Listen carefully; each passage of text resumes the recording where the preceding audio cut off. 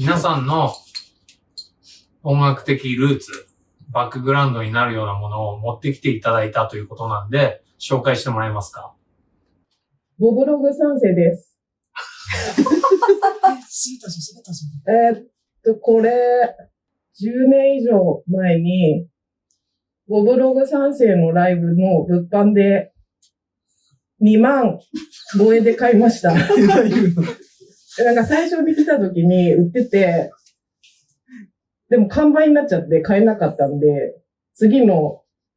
来日の時にもう絶対買おうと思って買いました。で、これ一回ライブで被ったことあるんですけど、外音が全く聞こえなくて、ダメだなって。それ以来使ってません。それカンナナで使ったの？いや、カンナナじゃない、もっと前のバンドで。で、これ、リーゼルさん。そう。アンプにさせるんで、今度やってみようかな。と思います。ボブログ大好きです。刺すとどうなる？ここがマイクになってて、アンプから音が出ます。ボブログはそれで歌っていうか。マイク。レンタルもやってます。使いたい人。ありがとうございました。じゃあ、私、いきます。私、これは、これ、入ってるのかな。子供の頃、小学生の頃に、うちにこれのレコードがあったんですけど、父が買ってきたんだと思うんですけど、富田勲さんっていうシンセサイザーの人の、LP ですね。で、シンセサイザーで、クラシックの曲、ドビュッシーの曲をやってるんですけど、シンセサイザーが、なんか、このバカでかい箱みたいな時代の時に、どうやってこれやったんだろうって、その時は全然知らなかったんですけど。で、これが、すごい好きで、シンセサイザー奏者になりたいって思ってたんですよね、小学生の時。で、この時ちゃんとクラシックのピアノも習ってたんですけど、ピアノの先生にシンセサイザー奏者になりたいって言ったら、めちゃくちゃ怒られて、何言ってんだこの子はっていう感じだったんですけど、そんな、で、なぜか紆余曲折経て、今は全く電子音楽じゃない、なんかアナログの鍵盤の楽器をやってるっていう、不思議だなと思うんですけど、で、バンドもずっとやりたかったけど、バンド何にも楽器できなくて、なぜか鍵盤ハモリカ、ピアニカ的なやつやってたら、バンドをやることができたっていう、なんか不思議な巡り合わせだなっていうことでした。話でした。はい。です。私は、これ持ってきたんですけど、高校1年生の時に、同級生がみんな、光源氏とか好きで、クリアの下敷きに、切り抜きとかを、アイドルの切り抜きとか入れていた時代に、私は、なぜか、マルコシアスバンプの秋間さんがすごい好きで、なんか、これじゃないんですけど、宝島かなんか、バンドやろうぜか忘れちゃったけど、の、マルコシアスバンプの、こういう感じの、こんぐらいの A4 ぐらいのを切り抜いて、下敷きに入れてました。で、みんなに気持ち悪いって言われて、かっこいいのに。挑発が好きだったんですね。で、改めて聞くと、もうどえらいかっこいいですね。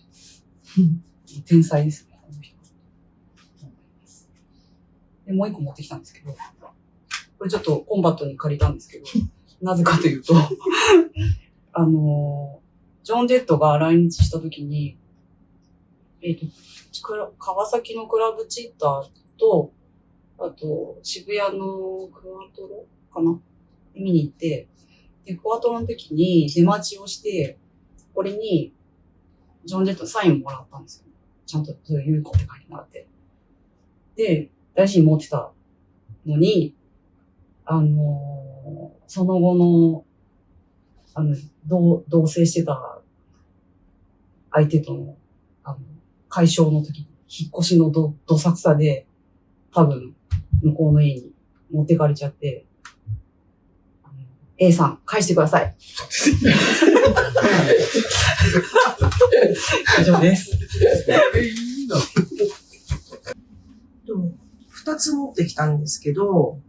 一つは中学の頃の中2の時の生徒手帳で、当時すごい、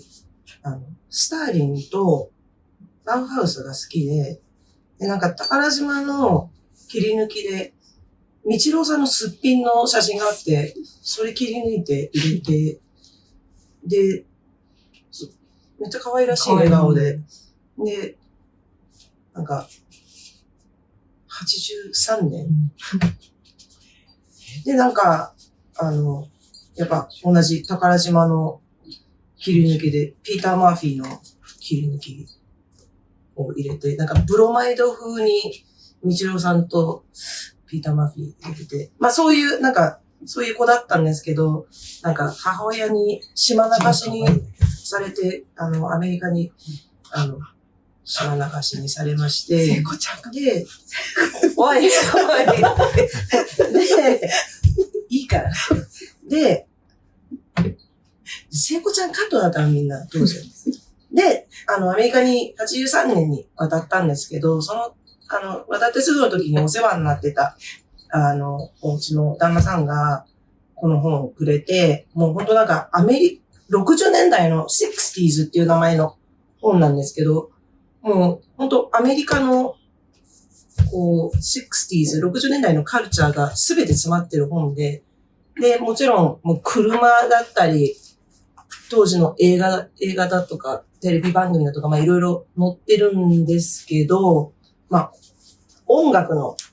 ページが結構あって、で、ここにも、私が今使ってるダンエレ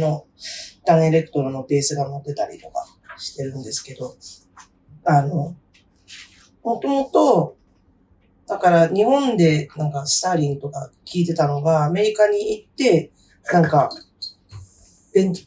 ャーズはうちの母が聞いてたけど、なんか他の、まあ、ドノバンであったり、なんかこう、まあ、ストーンズであったり、アニマルズであったり、なんかこういう情報がこの本によって入ってきて、60年代やばいなってなって、なんかもうこの本に載ってる、まあ、キンクス、今でも大好きだけど、この本に載ってる、バンドのレコードを結構買い漁ったりしました。で、今に至るです。